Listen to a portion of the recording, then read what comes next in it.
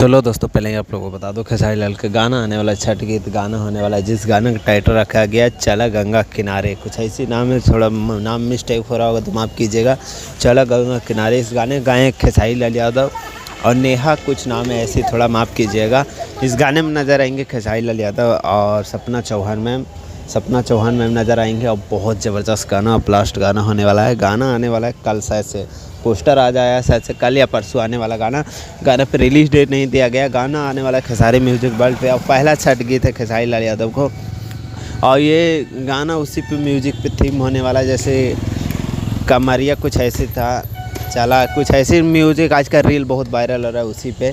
और ये गाना आप लोग बताइएगा कैसा लगा। बहुत जल्द देखते हैं टीजर आज आता है या नहीं आता है। तो पोस्टर आया है, पोस्टर का आए हुए काफ़ी देर हो गया, मैं काफ़ी देर आवाज़ में थोड़ा दिक्कत हो रहा होगा और बाहर से शोर भी हो रहा होगा, तो माफ़ कीजिएगा। कॉम्प्रोमाइज़ कर लीजिएगा, भी 3-4 दिन कम से कम कॉम्प्रोमाइज़ कर लीजिएगा वीडियो में। तो ज़्यादा कुछ नहीं बोलता हूँ, बाय, लव यू। मिलता हूँ नेक्स्ट वीडियो में, लव यू, बाय।